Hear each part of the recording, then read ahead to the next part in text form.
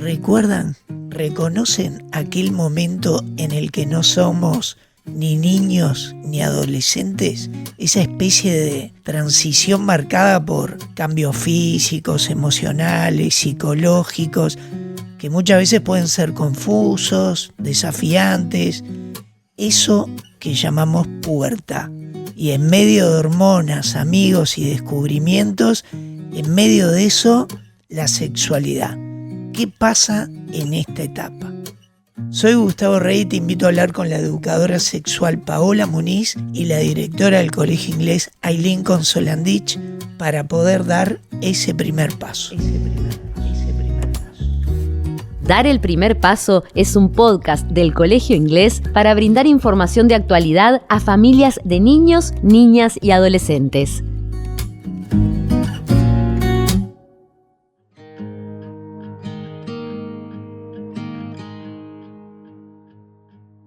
La pubertad es una etapa crucial en la vida que da cuenta de la transición de la niñez a la adolescencia. Hoy, en Dar el primer paso, vamos a conocer más de este periodo. Aprenderemos sobre cómo se manifiesta la sexualidad durante esos años, qué cambios físicos y psicosociales se atraviesan. Y también vamos a compartir reflexiones para poder acompañar a nuestros hijos. Para esto están nuevamente con nosotros Paola Muniz e Aileen Consolandich. Bienvenidas. Gracias, Gustavo. Gracias. Bueno, a seguir en esta etapa preciosa que nos viene. Creo que para empezar es importante delimitar un poco este periodo. Paola, ¿qué nos podés contar acerca de lo que se llama pubertad?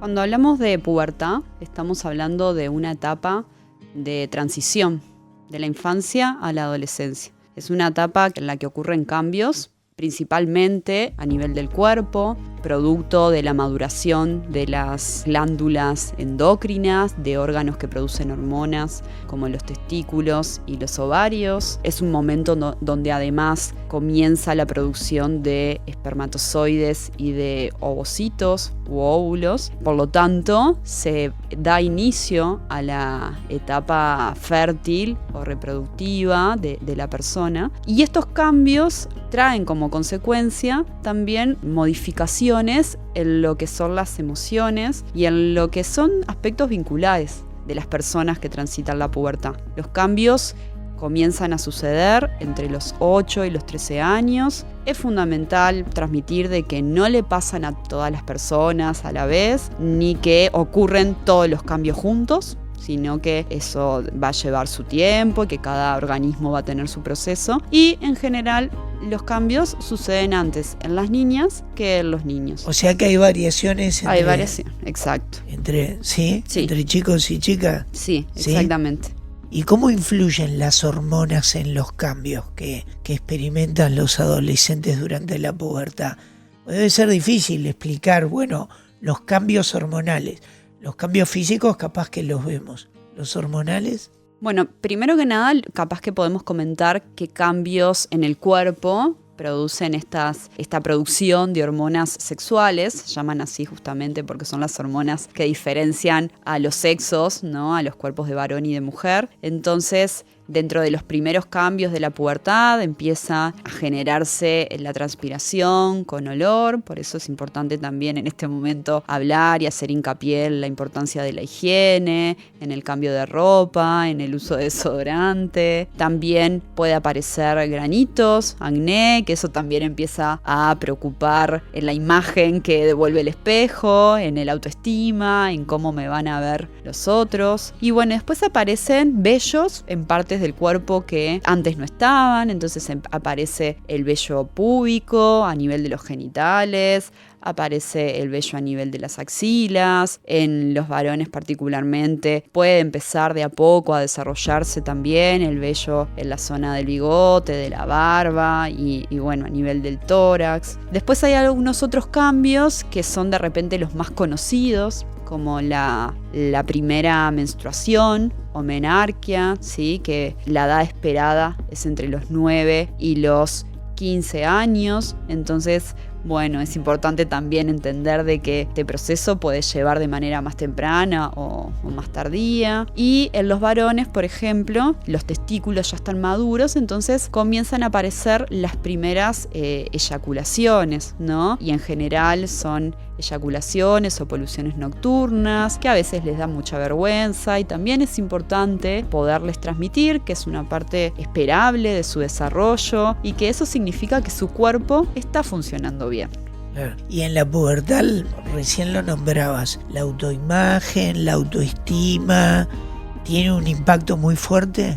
Sí, exacto, porque primero que nada tiene como un rol relevante el grupo de pares, la mirada de los demás, ¿no? De a poquito en la pubertad empieza este foco o esta concentración más que nada en lo que van a decir los semejantes y no tanto importa de repente lo que puedan decir los adultos, ¿no? Empieza como esa diferenciación en la construcción de la identidad y también en el hecho de que es una etapa donde empiezan a tomar relevancia los ídolos, personas que de repente, sobre todo con el uso de redes sociales, empiezan a seguir, el papel que juegan los influencers con las fotos, los posteos que suben. Entonces, en esto de poder compararme, el cuerpo al que aspiro, los estereotipos de género muchas veces acá también juegan un papel fundamental porque las imágenes que suelen ver o los mensajes que suelen recibir de los medios de comunicación, de TikTok, de Instagram y de otros espacios que ellos habitan, tienen que ver muchas veces más con cuerpos flacos, altos,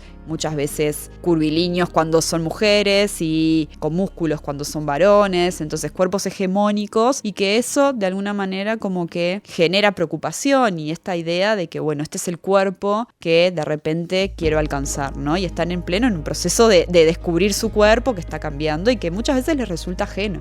Increíble todos los puntos o aspectos que toca, ¿no? O sea, no solamente lo que estás planteando desde la sexualidad, sino otros aspectos que a veces pasa, ¿no? La alimentación, todo eso a la larga está siendo de alguna manera incidido por todo esto que como que se cruza, ¿no? Como que está todo relacionado. Sí, y a esto no tenemos que olvidarnos que de a poquito empieza a aparecer otro aspecto que es muy importante en la vida de las personas, que tiene que ver con la atracción por otros, los enamoramientos, ¿no? La etapa de los novios, de las novias, ¿no? Entonces en esto de querer gustar, en esto de querer ser atractivos, ¿no? Y de poder además ser correspondido, ¿no? Entonces poder aprender también a vincularse en la amistad, en el amor, de manera saludable, de manera segura, libre de violencia. Eso también es fundamental tenerlo presente de que en esta etapa empieza a manifestarse de a poquito. Paola, ¿y qué papel juegan las familias y los equipos docentes en el apoyo y acompañamiento durante la pubertad? Acá en esta pregunta tú mencionas una palabra que para mí es clave, que es acompañar, ¿no? ¿Cómo se acompaña? Bueno, primero que se acompaña con paciencia, se acompaña atendiendo o escuchando realmente lo que ese adolescente en realidad que está llegando a esta etapa necesita. Es súper importante poder habilitar el diálogo, poder habilitar la pregunta, que idealmente se ve favorecido cuando ya desde la infancia se habilitan conversaciones. Ya es habitual desde la infancia, ¿no? Exacto, pero bueno, si no, muchas veces lo que se ve en la tele, una película, una serie, una canción que escuchan, poder preguntar de repente por cómo estuvo la jornada del liceo, ¿no? Todo eso puede ser como un buen motivo, una buena excusa para poder conversar, entender qué es lo que le está pasando, tener una mirada atenta también a los hábitos de ese adolescente, si de repente hay algún cambio medio como abrupto, también poder preguntar, poder manifestarle de que bueno, de repente no está preparado para poder conversar en este momento, pero que sepa que puede contar con uno como adulto. Eso es fundamental. Y también en esto de poder buscar alianzas con el servicio de salud, en la consulta médica, con el médico, con el pediatra, con el médico de adolescente y con la institución educativa. Eso es fundamental. ¿Y eso que estás planteando serían como las mejores estrategias para hablar con ellos sobre los cambios que les ocurren? ¿O es parte de eso la comunicación, el escuchar, el estar en contacto con la institución educativa, con los médicos, o hay otras estrategias? Bueno, no, y después otras estrategias es de repente a través de recursos como libros, algún contenido en redes que puedan compartirse y de repente comenzar a dialogar desde ahí. Esto es fundamental, que los adultos, los docentes puedan informarse y acceder a educación sexual también es importante, como para poder tener herramientas para poder hablar, ¿no? Problematizar algunos comentarios o algunos chistes, eso también es como bien importante.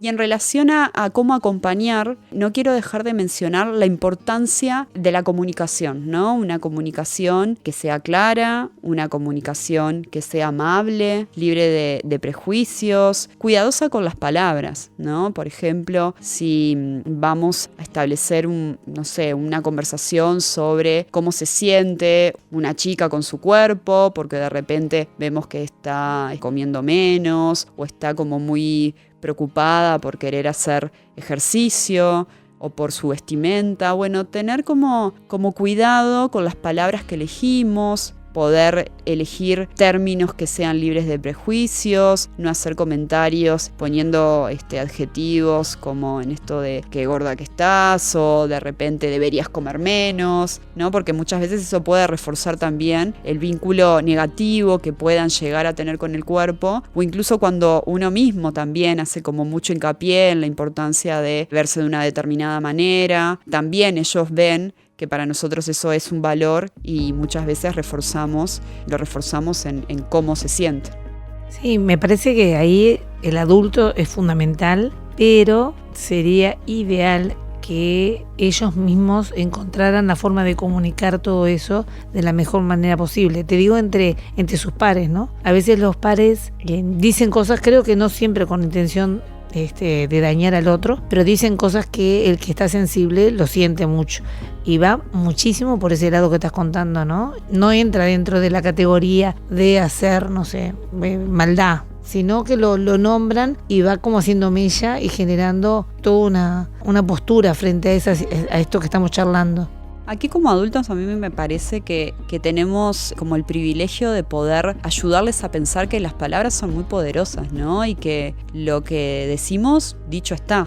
Entonces eso va a repercutir en el otro y que puede tener repercusiones negativas o positivas, ¿no? Entonces, esto de poder pensar en el mundo emocional de quien está interactuando conmigo, y eso es algo que también se le debe dar un espacio, por ejemplo, en las instituciones educativas, ¿no? El poder dialogar, pero desde un lugar de amabilidad y respeto. Sí, sin duda. Y Paula, ¿y qué pasa cuando un adulto escucha ese tipo de vínculo que no es feliz entre un joven puber y otro? Y ahí idealmente tendríamos que intervenir, ¿no? Cuando escuchamos o cuando vemos alguna situación de hostigamiento o de comentarios ofensivos y después hacernos cargo con todo lo que se nos viene, ¿no? Y para eso hay que estar preparados y por eso yo vuelvo a reiterar la importancia de que como educadores también tengamos herramientas de educación integral en sexualidad. Y acá un ámbito que escapa muchas veces de nuestras manos, que es los entornos virtuales, ¿no? Como los grupos de WhatsApp o los chats en Instagram o en otros espacios virtuales, que para ellos, más allá de que están en el mundo virtual, ¿no? Y no es el mundo físico, impacta igual en su realidad. Y muchas veces lo que sucede en las redes sociales a través de nuevos lenguajes, ¿no? Porque la palabra, que hoy hablábamos hace un ratito de la importancia de la palabra, se transforma en otros códigos que son los emojis, son los stickers, son el poner un me gusta a un comentario, ¿sí? Entonces, todo eso de alguna manera refuerza lo que son las nuevas formas de comunicación, refuerza muchas veces o de alguna manera influye negativamente en la autoestima de algunos adolescentes, ¿no? Y esto también es importante poder hablar, poder traer esta idea de que hay algo que es nuestra huella digital, que vamos construyendo con lo que publicamos o dejamos de publicar en las redes, que lo que pasa a nivel virtual también repercute en quiénes somos y en cómo nos sentimos en otros espacios, y que si hay algo que sucede a nivel de los espacios de redes sociales o de internet que hace sentirme con incomodidad o que hace que un compañero no esté a gusto y que no se está pudiendo defender, siempre hay que avisarle a un adulto, porque los adultos estamos alejados de esos espacios. Entonces, si ellos mismos no son quienes de alguna manera frenan este tipo de comportamientos, bueno, nosotros no podemos acompañar. Bien, perfecto. Para mí está clarísimo. Gracias Paola, gracias Aileen. Gracias a ustedes. Muy bien, muchas gracias. Nuevamente vemos que la comunicación es un pilar fundamental para todas las etapas de la vida. Esperamos que todo lo que vimos en el día de hoy sirva para que todos en sus casas, en sus hogares, puedan dar ese primer paso. Dar el primer paso es una producción del Colegio Inglés, con la conducción de Gustavo Rey y la producción técnica de WeCast.